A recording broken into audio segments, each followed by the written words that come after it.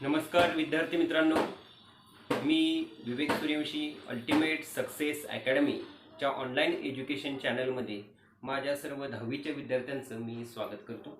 मुलांनो, व्हिडिओ क्रमांक 1 आणि व्हिडिओ क्रमांक 2 मी डिस्क्रिप्शन बॉक्समध्ये त्यांची लिंक ठेवलेली आहे. आपला अभ्यास चांगला झाला पाहिजे असं तुम्हाला वाटतंय का? तर व्हिडिओ क्रमांक 1 आपण बघितला पाहिजे, कारण की आता आपण ऑनलाईन अभ्यास करतोय. याचा अर्थ काहीतरी वेगळ्या पद्धतीनं त्याची तयारी करणं गरजेचे असते. त्याच्यासाठी 6 सूत्र महत्त्वाची जी होती मी पहिल्या व्हिडिओमध्ये तुम्हाला सांगितलेली आहेत. ज्यांनी व्हिडिओ बघितला नाही त्यांच्यासाठी त्यांनी तो व्हिडिओ पहिल्यांदा बघा. दुसऱ्या व्हिडिओमध्ये संपूर्ण सायन्स टेक्नॉलॉजी पार्ट 1 आणि 2 चा सिलेबस कसा आहे, का अभ्यास करायचा आहे, कशा प्रकारे अभ्यास करायचा आहे, बोर्डाची अपेक्षा तुमच्याकडनं काय आहे, ह्या संदर्भामध्ये डिटेल माहिती, सिलेबसचं वेटेज, प्रत्येक चॅप्टर ह्या संदर्भाची माहिती मी तुम्हाला सेकंड व्हिडिओमध्ये अपलोड केलेली आहे. त्याची सुद्धा लिंक डिस्क्रिप्शन बॉक्समध्ये आहे. तर माझे 10वीचे विद्यार्थी त्यांच्यासाठी आता सुरुवात करूया. आजचं हे व्हिडिओ लेक्चर आहे हे आपलं पाठ क्रमांक 1 चॅप्टर क्रमांक first science and technology part first मधला पहिला चॅप्टर आहे ग्रॅव्हिटेशन. त्या धड्यावरती आहे ग्रॅव्हिटेशन म्हणजेच गुरुत्वाकर्षण. हा जो व्हिडिओ आहे हा सेमी आणि इंग्लिश मिडियमच्या विद्यार्थ्यांसाठी आहे. तर विद्यार्थी मित्रांनो, सुरू करूयात आजचं लेक्चर. मुलांनो, मी तुम्हाला काल सांगितलं होतं की तुम्ही चॅप्टरचं वाचन केलं पाहिजे. जर तुम्ही आधी वाचलं तर काय होईल, मी शिकवलेलं तुमच्या चांगलं लक्षात राहील आणि त्याचा सगळ्यात मोठा बेनिफिट हा होईल की तुम्ही आधी वाचल्यामुळं तुमचं व्हिडिओ बघताना शिकवताना लक्ष राहील. तर मुलांनो, मला असं वाटतं की तुम्ही वाचलं असेल, प्रॉपर तयारी करून व्हिडिओ बघत असाल. ओके, लक्ष द्या. मी सुरुवात करत आहे आजचं चॅप्टर ग्रॅव्हिटेशन. हे जे ग्रॅव्हिटेशनमध्ये पुस्तक आहेत ना जवळ सगळ्यांच्या, ग्रॅव्हिटेशनमध्ये पहिला पॉईंट आहे. आज आपण ग्रॅव्हिटेशनमधील 4 पॉईंट शिकणार आहोत. ग्रॅव्हिटेशन हा अत्यंत महत्त्वाचा चॅप्टर आहे. 3 मार्क विथ 5 मार्क असा हा चॅप्टरचं वेटेज आहे. 3 मार्क किंवा जास्तीत जास्त 5 मार्काचे प्रश्न या चॅप्टरवरती तुम्हाला बोर्ड परीक्षेमध्ये पडू शकतात. ह्याच्यामध्ये आज आपण ग्रॅव्हिटेशनची एक संकल्पना, न्यूटन या शास्त्रज्ञाविषयी माहिती, सर्क्युलर मोशन, सेंट्रिपिटल फोर्स म्हणजे काय हा दुसरा पॉईंट, आणि केप्लर्सचे 3 लॉज आपण शिकणार आहोत. Newton's universal law of gravitation हा सुद्धा एक पॉईंट आपण आज कंप्लीट करणार आहोत. साधारण आपण 3 ते 4 मार्काचं लेक्चर आज आपण पूर्ण करणार आहोत. तर मुलांनो, तर मला सांगा, कॅन यू रिकॉल हा पहिला पॉईंट आहे. आपल्याला माहीतच आहे की कॅन यू रिकॉल मध्ये मी तुम्हाला 3 प्रश्न विचारीन जे तुम्हाला पाठ्यपुस्तकामध्ये विचारण्यात आली आहेत. तर पहिला प्रश्न आहे, what are the effect of force acting on a object? Tell me, फोर्सचा ऑब्जेक्टवरती इफेक्ट काय आहे? फोर्स मागच्या वर्षी आपण चॅप्टरमध्ये शिकलो आहोत. फोर्सचे परिणाम, force, what is the effect of force? माहित आहेत का तुम्हाला? आठवत आहे का? फोर्सचे साधारण 6 इफेक्ट आहेत, ते मी तुम्हाला सांगतो. फोर्सचे इफेक्ट म्हणजे काय, तर एखादी बॉडी जर मोशनमध्ये जर आणायची असेल, एखादी बॉडी समजा आता हे बॉडी आहे, okay, for example this is body, ह्याच्यावरती जर मी असं बल अप्लाय केलं तर ही काय झालं, बॉडी मोशनमध्ये आली. ही बॉडी कशी आली? गतीमध्ये आली. मोशन म्हणजे गतीमध्ये आली. ओके, हा एक इफेक्ट झाला फोर्सचा. जर ऑलरेडी एक मोशनमध्ये बॉडी आहे आणि ह्या बॉडीला जर आपल्याला स्टॉप करायचं असेल तर ह्या बल मला इकडं असे प्रेस करावं लागेल आणि ही बॉडी काय होईल, इथं स्टॉप होईल. ओके, म्हणजेच काय, मोशनमध्ये असलेली बॉडी स्टॉप करण्यासाठी आपल्याला बलची गरज भासली, म्हणजे हा झाला बलचा दुसरा परिणाम. एखादी बॉडी जर स्पीड वाढवायचं असेल, आता समजा एखाद्या बॉलरनं बॉल टाकलेला आहे, ओके, एखाद्या बॉलरनं बॉल टाकल्यानंतर बॅट्समन काय करतो, त्या बॉलला अजून मारतो, बरोबर आहे. त्यामुळे आधी ज्या स्पीडनं बॉल आलेला असतो त्या स्पीडनं तो जर मारला त्या बॉलचं स्पीड काय होतं, जास्त होतं, बरोबर आहे. म्हणजे ऑलरेडी हे एक स्पीडमध्ये मोशनमध्ये आहे, त्याच्यावरती अजून बल लावलं मी तर हे मोशन काय झालं, वाढलं. म्हणजे गतीमध्ये येण्यासाठी, स्पीडसाठी मोशनचा उपयोग, फोर्सचा उपयोग होतो. अजून एक परिणाम काय, डायरेक्शन. बॉलरनं बॉल टाकला, बॅट्समनकडे बॉल, बॅट्समनच्या दिशेने आला होता बॉल, बॅट्समनने काय केला, त्या बॉलची दिशाही बदलली आणि स्पीड पण बदललं. म्हणजे बॉल आला बॅट्समनकडे, बॅट्समनने बॅटनं मारला, बॅट्समनची एकच्या दिशेने येत होता बॉल, बॅट्समनने त्या दिशेमध्ये काय काय बदल केला, कशाने बदल केला, फोर्सनं बदल केला. म्हणजेच फोर्समुळं स्पीड आणि डायरेक्शन मध्ये चेंजेस होतात. आणि शेप आणि साईज मध्ये सुद्धा फोर्सनं चेंज होत असतो. कसं काय, तर समजा एखादा रबरी बॉल आहे, त्याला आपण प्रेस केल्यानंतर गोल आकार असणारा जो रबरी बॉल, स्पेरिकल रबरी बॉल, स्पेरिकल राहतो का, नाही राहत. तो काय होतो, थोडासा दबतो आतमध्ये. समजलं तुम्हाला, म्हणजे शेप आणि साईज मध्ये सुद्धा फरक होत आहे. लक्ष आहे ना सगळ्यांचं? ठीक आहे. फोर्सचे टाइप्स आहेत वेगवेगळे. दुसरा प्रश्न आहे, what types of force are you familiar with? सांगा बघू, फोर्सचे कोणकोणते टाइप्स आहेत तुम्हाला माहित असलेले. अप्लाइड फोर्स, बरोबर. समजा ही एक वस्तू आहे, त्याच्यावरती फोर्स अप्लाय केले. दिलं फोर्स म्हणजे प्रयुक्त केलेलं बल म्हणजे दिलेलं फोर्स, हे झालं अप्लाइड फोर्स. किंवा ड्रॅग फोर्स म्हणजे ओढलेलं. एखादी वस्तू आपल्याला जर ओढायची असेल तर आपण असं ओढून दोन्ही हातांना हे काय करतो, ओढतो, म्हणजे काय ते झालं ड्रॅग फोर्स झालं. Applied force, drag force. Okay. अजून एक काय आहे, स्प्रिंग. समजा आपण पेन असेल तर पेनमध्ये स्प्रिंग असते आतमध्ये अशी. स्प्रिंगमुळे काय झालं, फोर्स जनरेट झाला.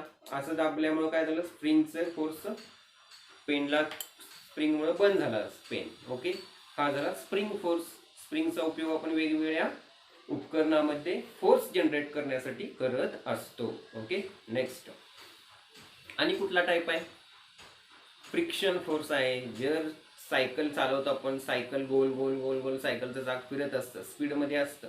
ब्रेक ओढल्यामुळे काय होतं, स्पीड कमी होतं. म्हणजे आपण आधी शिकलोय, फोर्समुळे स्पीडवरती परिणाम होतो. फ्रिक्शन तयार होतं चाकाच्या भोवती ब्रेक कांड्यांचं, आणि काय होतं, चाक ते थांबतं. म्हणजे फ्रिक्शन फोर्समुळे स्पीड कंट्रोल होतं. Friction force is a second type. फोर्सचे मुख्य दोन टाईप आहेत, एक कॉन्टॅक्ट फोर्स आणि दुसरा विदाउट कॉन्टॅक्ट फोर्स आहे. ओके. कॉन्टॅक्ट फोर्समध्ये काय आहे, हे आता जे मी सांगितले ते सगळे कॉन्टॅक्ट फोर्स आहे. म्हणजे अप्लाय असू दे, ड्रॅग असू दे, फ्रिक्शन असू दे, स्प्रिंग असू दे, तर कॉन्टॅक्ट झालेला आहे. नॉन कॉन्टॅक्ट फोर्स म्हणजे कोणता आहे, जिथं कॉन्टॅक्ट होत नाही. आता हा माझा पेन आहे. ओके. पेन असा खाली पडला. ओके. कसं काय खाली पडला, सोडल्यामुळे खाली पडला तर कुठल्या फोर्समुळे खाली पडला, तर ग्रॅव्हिटेशन फोर्स जे पृथ्वीच आहे, पृथ्वीनं तो खाली ओढून घेतला. समजलं तुम्हाला? म्हणजे हे बघा, समजलं, हा झाला पेन आपला असा खाली पडला.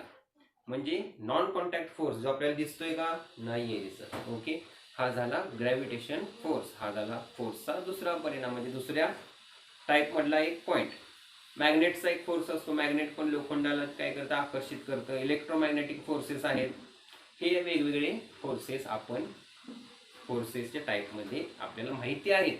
मी तुम्हाला जास्त टाईप सांगतोय जेणेकरून तुम्हाला नॉलेज तुमचं वाढलं पाहिजे असं मला वाटतंय, म्हणून मी तुम्हाला जरा जास्त माहिती देण्याचा प्रयत्न करतोय. ओके. समजलं तुम्हाला? आता ग्रॅव्हिटेशन हा चॅप्टर मागच्या वर्षी सुद्धा होता अभ्यासाला. ग्रॅव्हिटेशन बद्दल बऱ्यापैकी गोष्टी आपल्या अभ्यासून झालेल्या आहेत. काय आहे ग्रॅव्हिटेशन म्हणजे, what is gravitation? The attraction between two objects, not only in अर्थ, इट्स ऑल ओव्हर युनिव्हर्स. समजलं तुम्हाला? म्हणजे काय, दोन ऑब्जेक्ट आहेत. कोणकोणते, समजा फॉर एक्झाम्पल इथं एक पेन आहे आणि हे चॉक आहे. ह्या दोन ऑब्जेक्टमध्ये असलेलं अट्रॅक्शन, त्या अट्रॅक्शनला काय म्हणायचं, ग्रॅव्हिटेशन फोर्स. समजलं तुम्हाला? ग्रॅव्हिटेशन हे युनिव्हर्सल फोर्स आहे, वैश्विक फोर्स आहे. ग्रॅव्हिटेशन फोर्स काय फक्त पृथ्वीवरती आहे का, फक्त अर्थवरती ग्रॅव्हिटेशन फोर्स आहे का, नाही. ग्रॅव्हिटेशन फोर्स हे कसं आहे, युनिव्हर्सल फोर्स आहे. म्हणजे संपूर्ण युनिव्हर्समध्ये, म्हणजे दोन वस्तूंमध्ये जसं ग्रॅव्हिटेशन आहे तसं चंद्र आणि पृथ्वी आणि मून मध्ये ग्रॅव्हिटेशन असेल का, आहे. आपण आधीच बोललेलो आहे, ग्रॅव्हिटेशन इज युनिव्हर्सल फोर्स. म्हणजे विश्वामध्ये, संपूर्ण युनिव्हर्समध्ये असलेल्या दोन ऑब्जेक्टमध्ये असलेलं अट्रॅक्शन, त्या अट्रॅक्शनला म्हणायचं ग्रॅव्हिटेशन. समजलं तुम्हाला? तर ठीक आहे. आता ग्रॅव्हिटेशन बद्दल आपण चर्चा तर करत आहेच, पण मला सांगा, ग्रॅव्हिटेशन बद्दल एवढीच माहिती आपल्याला माहित आहे, पण ग्रॅव्हिटेशनची अजून माहिती, अजून संशोधन हे कोणी केलं, न्यूटन, केपलर्स ह्या शास्त्रज्ञांनी केलेलं आहे. आणि अशी एक आख्यायिका आहे, असं एक किस्सा न्यूटनच्या बाबतीत सांगितला जातो. तो किस्सा काय आहे, न्यूटन आहे ना असा बसलेला असतो झाडाच्या खाली. समजा हा न्यूटन आहे आणि इथं असा हा मांडी घालून बसलेला आहे, काय वाचत, पुस्तक वाचत बसलेला आहे न्यूटन. आणि हे झाड आहे कशाचं माहित आहे तुम्हाला, कशाचं झाड आहे हे आहे सफरचंद. काय आहे, हे आहे सफरचंदाचे झाड. ओके, सफरचंदाच्या झाडाखाली न्यूटन असा पृथ्वीवरती बसलेला आहे. ही आहे काय, पृथ्वी. काय आहे, ही अर्थ आहे. ओके, आणि काय होतं, पुस्तक वाचत असताना एक सफरचंद असं येतं, ते बरोबर खाली असं न्यूटनच्या इथं पडतं. समजलं तुम्हाला, म्हणजे एक सफरचंद वरनं खाली इथं असं पडलं. आता आपण जर तिथं असतो तर साधारणपणे आपण पण म्हटलं असतं ना, आपली जर निरीक्षण क्षमता, ऑब्झर्वेशन स्किल जर चांगली असेल तर आपण पण म्हटलं असतं की बाबा फळ खाली का पडलं. फळ, हे जे सफरचंद आहे, हे ऍपल आहे, हे खालीच बरोबर का पडलं. हे असं अँगल करून दुसरीकडे का गेलं नाही, किंवा असं तिरकं का पडलं नाही, किंवा असं आडवं का नाही पडलं, किंवा असं वर का गेलं नाही बरं सफरचंद ऍपल. व्हाय, कारण की न्यूटनला त्यावेळेस लक्षात आलं की मग ह्या ऍपलला ही अर्थ काय करत असेल, अट्रॅक्ट करत असेल स्वतःच्या कडे. हे असं त्याच्या लक्षात आलं. Seeing an apple from the tree on the ground, he wondered why all apples fall vertically downwards and not an angle. का सगळे व्हर्टिकली डाऊनवर्ड्स पडले, not an angle outward. Vertically म्हणजे दुसऱ्या अँगलनं का नाहीत पडले, किंवा वर का गेलं नाही, हॉरिझॉन्टल डायरेक्शननं का पडलं नाही, व्हर्टिकली डाऊनवर्डच का पडले. मग त्याच्या लक्षात आलं, direction from the apple on the tree to the centre of earth is a vertically direction at the position of apple and this apple falls vertically downward. म्हणजेच काय तर अर्थनं जे काय अट्रॅक्शन दिलं होतं त्याच्यामुळे ते vertically downward, centre of earth, this is the centre of earth, अर्थच्या सेंटरच्या दिशेने हे ऍपल पडलेलं आहे. जर वेगवेगळ्या उंचीवरचे ऍपल जे असे सेंटरला perpendicular to the centre of earth जर पडत असतील तर मला सांगा, इथं जर वरती काय असेल, ऍपल पेक्षा उंच काय आहे, मग मून आहे. मून पण आकर्षित होत असेल ना, पृथ्वीभोवती मून पण फिरत आहे. मग त्याचा विचार आला तर ग्रॅव्हिटेशन जर ऍपलवर जर ऍक्ट होत असेल तर ग्रेटर हाईटला काय होत असेल. फॉर एक्झाम्पल मून आणि पृथ्वीच्या भोवती ग्रॅव्हिटेशन असेल का. Can it act even further object like planets and sun, किंवा प्लॅनेट आणि सन मध्ये संपूर्ण विश्वामध्ये ग्रॅव्हिटेशन असेल का. असं प्रश्न न्यूटनच्या मनामध्ये निर्माण झाले आणि आपल्याला वेगवेगळे लॉज आपल्याला माहिती झाली आणि त्याच्यामुळे सायन्समध्ये खूप जास्त प्रगती तिथून पुढे झालेली आहे. आता आपण एवढं न्यूटनच्या विषयी बोलतच आहे तर न्यूटन या शास्त्रज्ञाचा परिचय आपल्याला होणं गरजेचं आहे, हो की नाही. काय आहे न्यूटन, काय म्हणतो न्यूटन. न्यूटनचा शास्त्रज्ञाचा परिचय मी तुम्हाला थोडक्यात सांगतो. आपल्या पुस्तकामध्ये न्यूटनचा शास्त्रज्ञाचा परिचय आहे. 1642 ते 1727 म्हणजे हा कालावधी न्यूटनचा आहे. न्यूटन हा इंग्लिश शास्त्रज्ञ आहे, म्हणजे इंग्लंडमध्ये त्याचा जन्म झालेला होता आणि त्यानं इक्वेशन ऑफ मोशन मागच्या वर्षी आपण शिकलेलो आहे. थेअरी ऑफ ग्रॅव्हिटी हे पण आपण शिकलेलो आहे. याच्यावरती खूप मोठं संशोधन केलेलं आहे. प्रिन्सिपिया या त्याच्या चॅप्टरमध्ये theory of gravitation, equation of motions हे त्याने प्रिन्सिपिया नाव त्याचा जो एक मोठं बुक आहे, ग्रंथ आहे, त्याच्यामध्ये त्यानं त्याची खूप माहिती अशी विस्तृत प्रमाणामध्ये दिलेली आहे. आणि in addition to that Newton is not only the scientist of only physics, he is related to, ह्यानं भरपूर रिसर्च केलेला आहे लाईटच्या रिलेटेड, हीटच्या रिलेटेड, साऊंड आणि मॅथमॅटिक्समध्ये सुद्धा खूप मोठा रिसर्च न्यूटन या शास्त्रज्ञाने केलेला आहे. मॅथमॅटिक्सची कॅल्क्युलस नावाची जी एक ब्रँच आहे मॅथमॅटिक्स या विषयाची, कॅल्क्युलस नावाची एक ब्रँच आहे, त्याचा शोध न्यूटन या शास्त्रज्ञानं दिलेला आहे. अशा प्रकारे हा ग्रेट सायंटिस्ट आहे आयझॅक न्यूटन. मला तुम्हाला विचारायचं आहे, कॅन यू रिकॉल, हा एक प्रश्न आहे. What are the Newton's law of motion. मोशनचे लॉ 3 आहेत न्यूटन्सने सांगितलेले, ते कोणकोणते आहेत मला सांगा.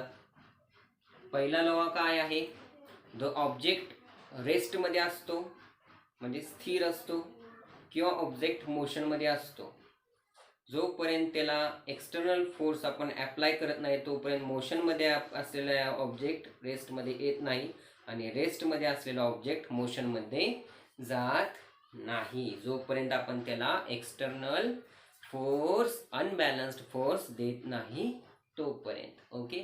सेकंड लॉ काय आहे, force is equal to mass into acceleration. Force is equal to mass आणि ॲक्सलरेशन ह्यांचा जो गुणाकार आहे, this is second law of Newton of motion आहे. थर्ड काय लॉ आहे, थर्ड लॉ हा आहे action of force. Action force is has equal and opposite reaction force. म्हणजे काय, action of force has equal and opposite reaction force. म्हणजे काय, तर समजा एखादा चेंडू आहे, बॉल आहे, रबरी बॉल, आपण जर असा दाबला तर वरनं ॲक्शन फोर्स जे आपण केल्यामुळे तो दबला, त्याच्या दबतं का आणि आतून एक फोर्स जनरेट झालेला आहे सायमल्टेनियसली, तो कसला फोर्स आहे, मग अपोजिट फोर्स आहे, रिॲक्शन फोर्स आहे. म्हणजे every action has equal and opposite reaction. हा झाला न्यूटनचा थर्ड लॉ. म्हणजे दाबल्यामुळं आतमध्ये दबतो आणि आत सोडल्यामुळं वर होतो, म्हणजे सायमल्टेनियसली वर पण येत असतो. म्हणजेच काय, every action force has equal and opposite reaction force simultaneously but different direction. वरून अप्लाय केलेली फोर्सची डायरेक्शन वरून आहे आणि आतून अपोजिट असलेली डायरेक्शन उलटी आहे. समजलं तुम्हाला? ठीक आहे. तर मग सर्क्युलर मोशन म्हणजे काय, सर्क्युलर मोशन म्हणजे गती. मोशन म्हणजे काय, गती. गती म्हणजे गतीमध्ये असणं. फक्त ही गती कशी आहे, सर्क्युलर आहे. म्हणजेच लिनियर एक गती आहे. लिनियर म्हणजे सरळ रेषामध्ये जाणारी गती, म्हणजे रेल्वे लिनियर, ट्रेन. तशीच सर्क्युलर मोशन. सर्क्युलर म्हणजे काय, तर ही लिनियर नसून कशी आहे, ही सर्कल मध्ये अशी गोल आहे, ह्याला म्हणायचं circular motion around centre. Okay. Circular motion म्हणजे काय, the motion in circular path, that is circular motion. समजलं तुम्हाला? Next, centripetal force. आता सेंट्रिपिटल फोर्स, सेंट्रिपिटल फोर्स, सेंट्री म्हणजे काय, सेंट्रीवरूनच आपल्याला लक्षात येते की सेंट्री म्हणजे सेंटर असं. सेंट्रिपिटल, पिटल म्हणजे काय, तर सेंटरच्या शेजार भोवती असलेलं सर्कल. फोर्स म्हणजे काय, ह्याच्या आणि सेंटरच्या मध्ये असलेलं जे काय फोर्स आहे, हे फोर्स आहे त्याला काय म्हणायचं, सेंट्रिपिटल फोर्स. ह्याच्यासाठी अजून तुम्हाला समजण्यासाठी पुस्तकातले डेफिनेशन आधी मी वाचतो आणि मग तुम्हाला एक प्रयोग करून दाखवतो, जेणेकरून तुम्हाला सेंट्रिपिटल फोर्स आयुष्यभर तुम्ही विसरणार नाही. तर प्रयोग काय आहे, आधी तुम्हाला डेफिनेशन सांगतो. Force act on any object moving along circle and it's directed towards center of circle. This force is called centripetal force. Centripetal means center seeking. Centripetal means center seeking. Center seeking म्हणजे सेंटरच्या दिशेने जाणार force, त्याला म्हणायचं centripetal force. Okay.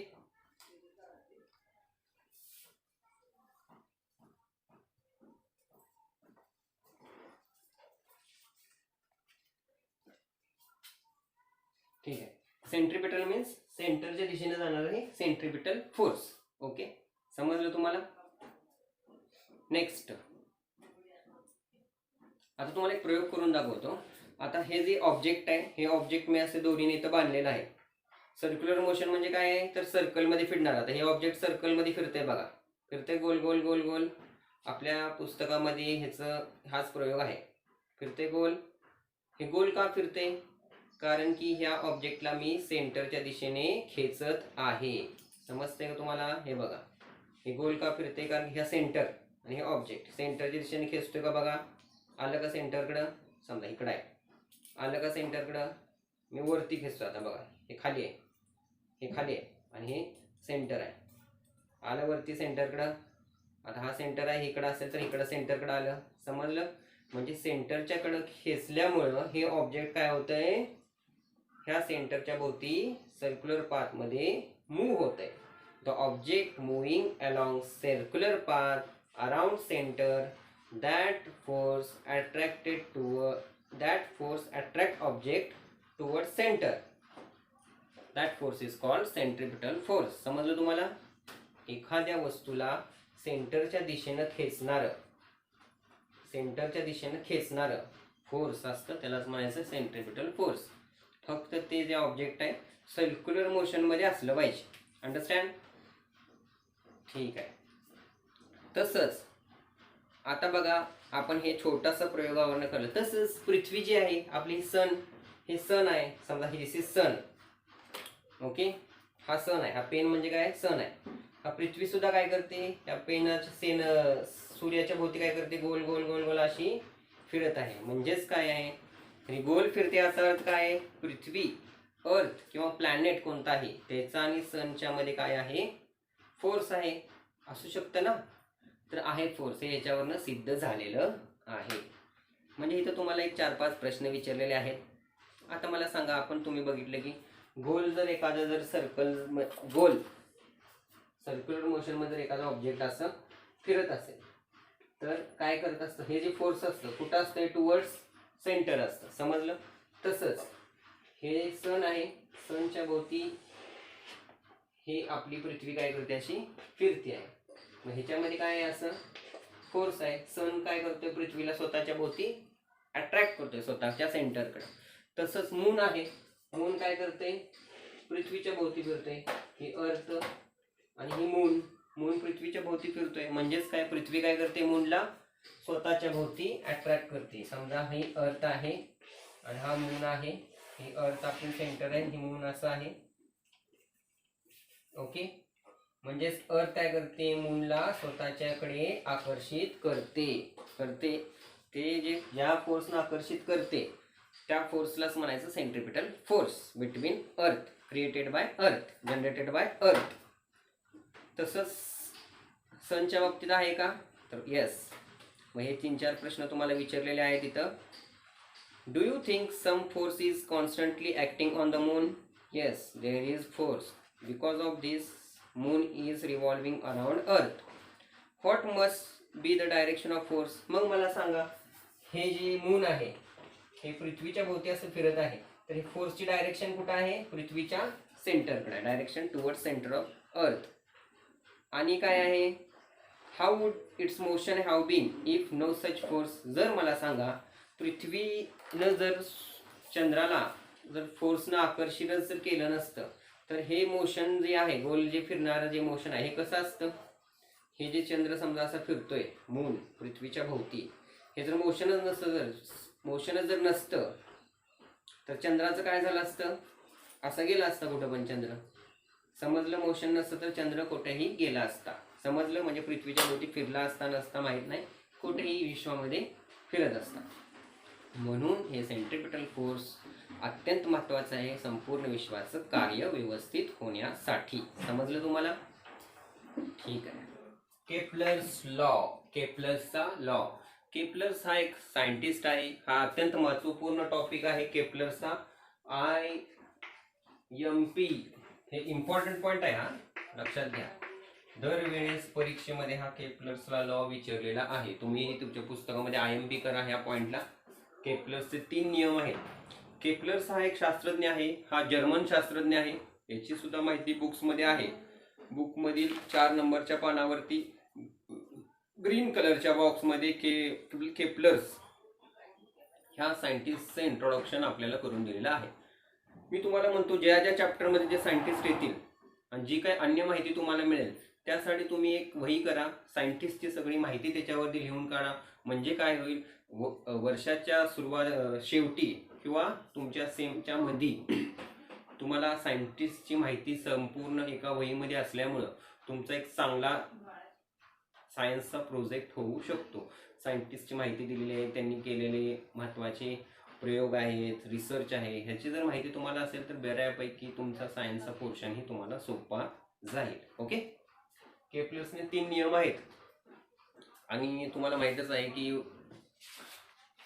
पूर्वीपासूनच पृथ्वी गोल फिरत आहे का, सूर्य पृथ्वीभोवती गोल फिरत आहे, किंवा चंद्र कुठं आहे, हे वेगवेगळे तारे म्हणजे काय आहेत, म्हणजे ह्या सगळ्या खगोलासाठी म्हणजे ह्या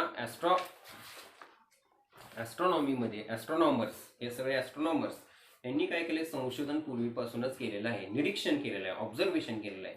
आणि ह्या ऑब्झर्वेशनमुळे वेगवेगळे नियम आपल्याला समजलेले आहेत. केप्लरच्या आधी सुद्धा गॅलिलिओ होता, गॅलिलिओच्या आधी कोपर्निकस होता. ह्या शास्त्रज्ञांनी सुद्धा अत्यंत महत्त्वपूर्ण संशोधन केलं होतं. केप्लर हा सायंटिस्ट, जर्मन सायंटिस्ट आहे. त्याचं मी तुम्हाला थोडक्यात आधी माहिती सांगतो, म्हणजे तुम्हाला हे 3 लॉज समजायला अजून जरा सोपं जाईल. केप्लर म्हणजे जोहानस केप्लर्स, याचं नाव आहे जोहानस केप्लर्स. 1571 ते 1636 म्हणजे ह्याचा जो कालावधी आहे केप्लरचा, हा 1571 टू 1630 हा त्याचा कालावधी आहे. आणि केप्लर हा एक शास्त्रज्ञ होता, ब्रेहे नावाचा शास्त्रज्ञ होता जर्मन. त्याच्या मदतनीस म्हणून एक त्याचा सहाय्यकरी, त्याचा असिस्टंट म्हणून काम करत होता. ज्यावेळेस 1601 मध्ये ब्रेहेची डेथ झाली, त्याच्यानंतर ब्रेहेनं जे काही संशोधन केलं होतं, जे काही रिसर्च केला होता, त्याचा अभ्यास करून आणि स्वतःचं संशोधन करून पुढं केप्लर या सायंटिस्टनं 3 लॉज, केप्लरचे laws, 3 laws of planetary motion, म्हणजे प्लॅनेटचे जे मोशनचे आहेत ना 3 लॉज डिस्कवर केले. ते 3 लॉज आपण आज पहिल्यांदा शिकणार आहोत. पहिला लॉ जो आहे त्याला म्हणायचं केप्लरचा फर्स्ट लॉ. केप्लरचा फर्स्ट लॉ काय सांगतोय, केप्लरचा फर्स्ट लॉ हे सांगतोय, the orbit of planet is an ellipse with the sun at one of the foci. समजलं तुम्हाला? म्हणजे काय, ऑर्बिट ऑफ प्लॅनेटचं जे ऑर्बिट आहे, म्हणजे प्लॅनेट काय करते, सूर्याच्या भोवती अशी गोल फिरते. हे काय आहे, समजा हे सन आहे, आपण काय म्हणतो ऑर्बिट ऑफ प्लॅनेट. पृथ्वी काय करते, सूर्याच्या भोवती आपण म्हणतोय गोल फिरते.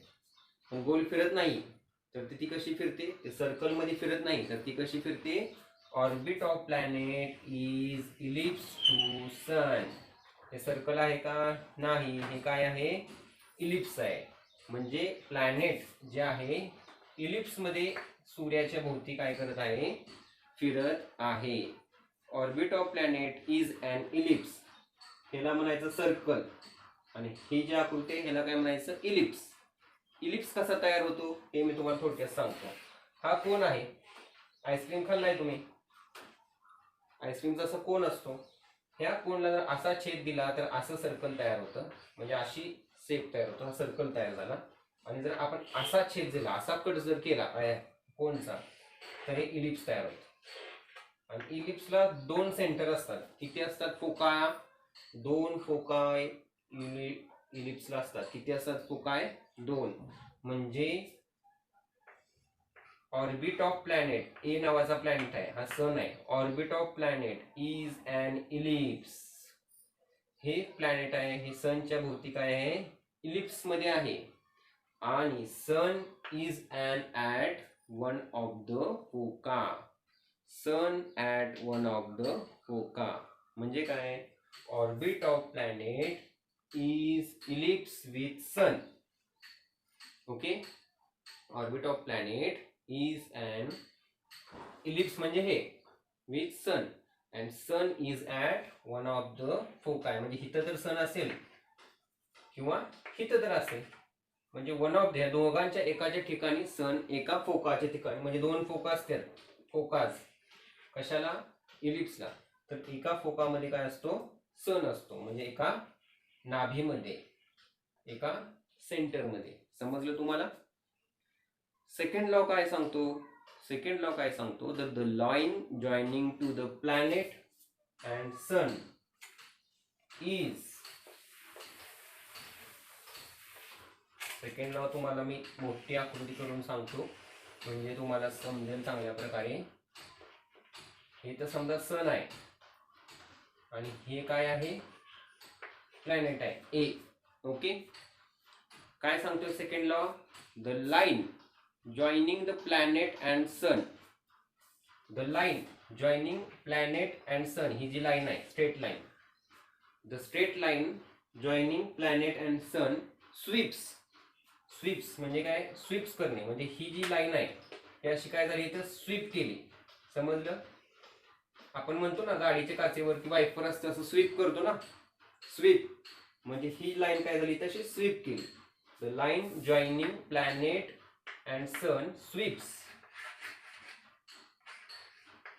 काय sweeps, sweeps equal area, sweeps equal area म्हणजे ए पासून बी पर्यंत जाण्यासाठी लागलेला वेळ equal area in equal interval of time. म्हणजे काय म्हणायचं आहे, म्हणजे इथं हे म्हणायचं आहे, समजा ए पासून बी मध्ये जायसाठी लागलेला वेळ हा आहे 2 आवर्स, हे आहे 2 आवर्स. हे कशापासून, सी पासून डी पर्यंत, आणि ई पासून एफ पर्यंत समजा हे पण 2 आवर्स आहे. म्हणजे काय सांगायचं आहे केपलरला सेकंड नियम मध्ये, line joining planet and sun sweeps equal area in equal interval of time. म्हणजे टाइमचं इंटरवल किती दिलं, इक्वल इंटरवल आहे ना इथं टाइमचं.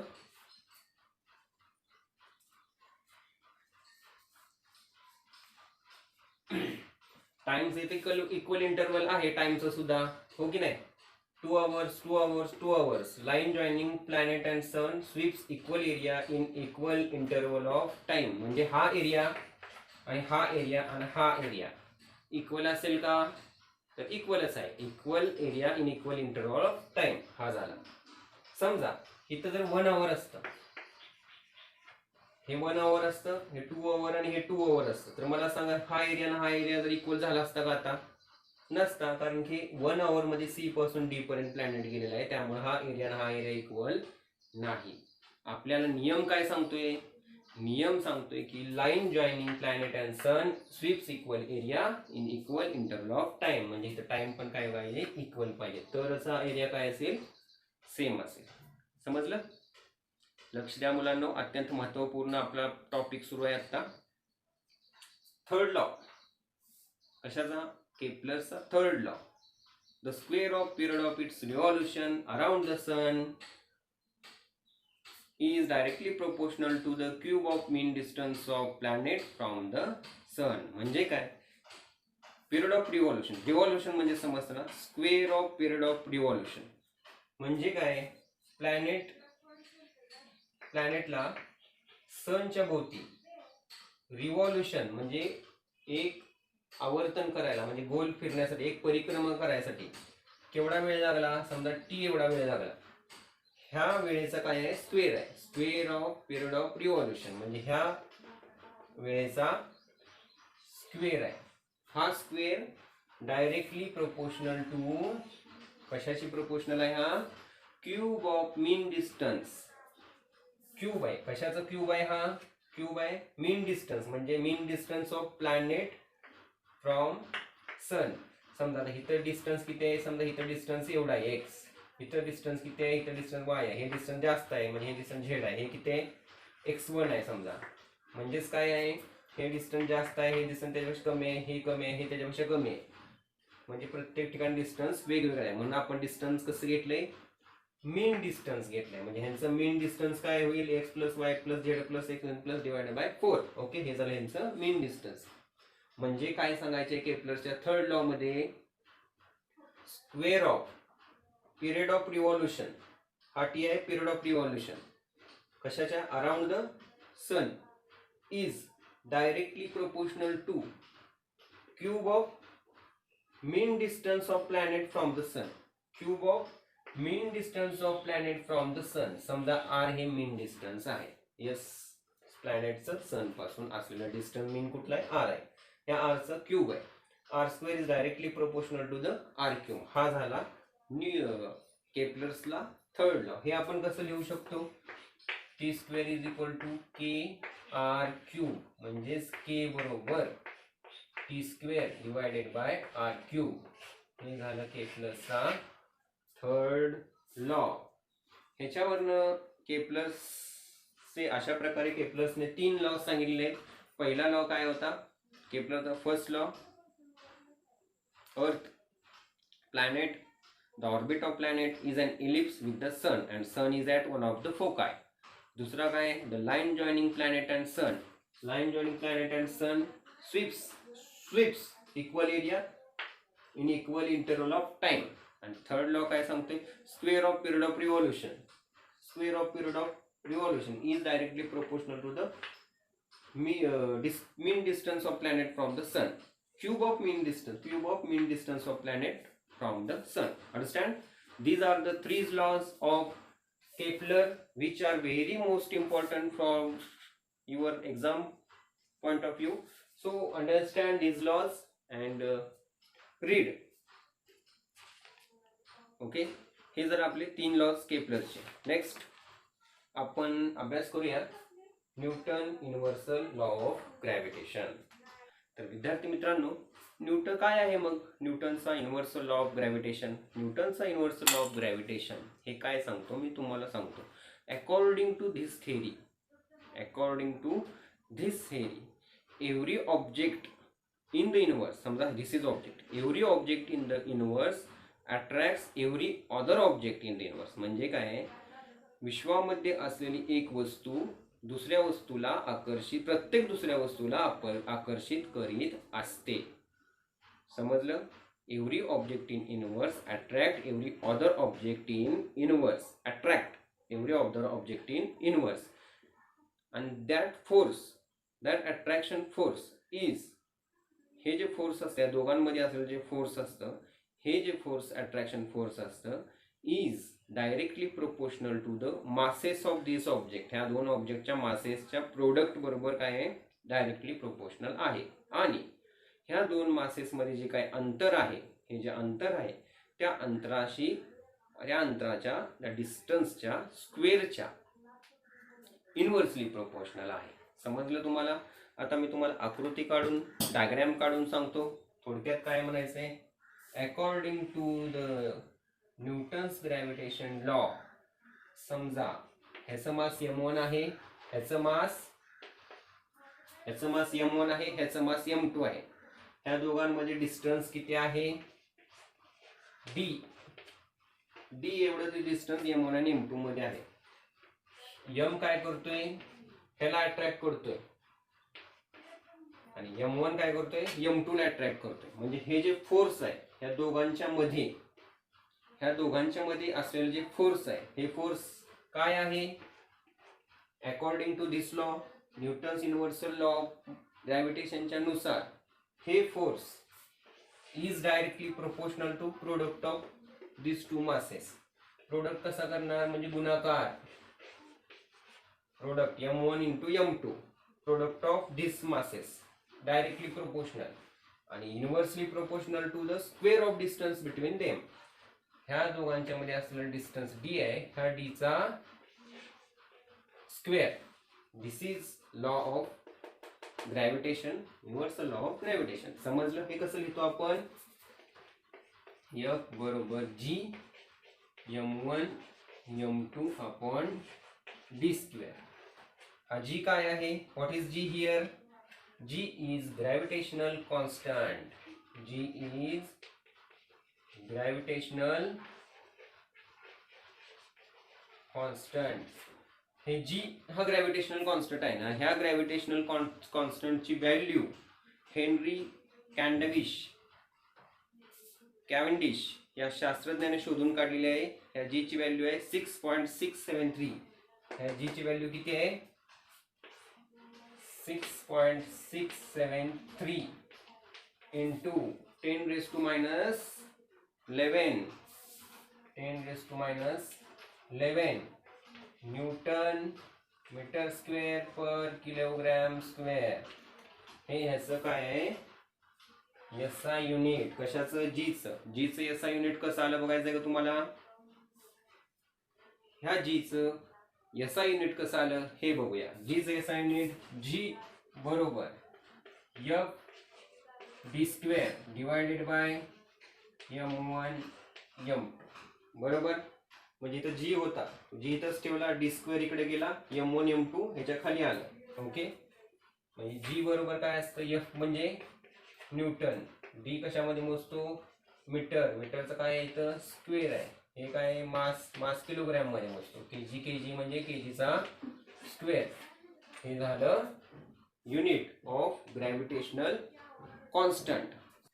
ठीक आहे विद्यार्थी मित्रांनो, हे होतं आजचं lecture. This is first part of our gravitational, गुरुत्वाकर्षणाचा हे पहिला पार्ट होता. तर मी तुम्हाला होमवर्क सांगतो, जे काय आज शिकवलेलं आहे त्याच्या नोट्स काढून घ्या. नोट्स मी तुम्हाला स्क्रीनवरती देत आहे, किंवा तुम्हाला व्हॉट्सअप ग्रुपवरती सुद्धा मी नोट्सचे इमेजेस पाठवीन, तुम्ही नोट्स काढून घ्या त्याचा. ह्या जे शिकवलेलं पॉईंट आहे सगळा अभ्यास करून घ्या, वाचून घ्या पुन्हा एकदा. काही शंका असेल मनात तुमच्या, काही गोष्टी समजल्या नसतील तर मला फोन करा, व्हॉट्सअपला ग्रुपला मला प्रश्न विचारा, ज्या गोष्टी समजल्या नसतील. अत्यंत सोप्या भाषेमध्ये मी तुम्हाला समजवण्याचा प्रयत्न केलेला आहे. मला वाटते तुम्हाला ह्या गोष्टी समजल्या असतील. तर जे विद्यार्थी अजून आपल्या चॅनलला जॉईन झालेले नाही आहेत त्यांनी चॅनल सबस्क्राईब करावं, लाईक करावं, शेअर करावं. आणि ज्या विद्यार्थ्यांना व्हॉट्सअप ग्रुपमध्ये सहभागी व्हायचं आहे त्यांच्यासाठी व्हॉट्सअप ग्रुपची लिंक, मराठी मीडियमसाठी व्हॉट्सअप ग्रुपची लिंक वेगळी आहे, आणि इंग्लिश मीडियमसाठी म्हणजे सेमी अँड इंग्लिश मीडियमसाठी व्हॉट्सअपची लिंक वेगळी आहे. तर ज्यांना व्हॉट्सअप ग्रुपमध्ये सहभागी व्हायचं आहे त्यांनी लिंकवरती जाऊन आपल्या व्हॉट्सअप ग्रुपवरती सहभागी होऊ शकता. तर विद्यार्थी मित्रांनो, आजचा लेक्चर इथंच थांबतो. मी तुमचा मित्र विवेक आपली सर्वांची रजा घेतो. नमस्कार.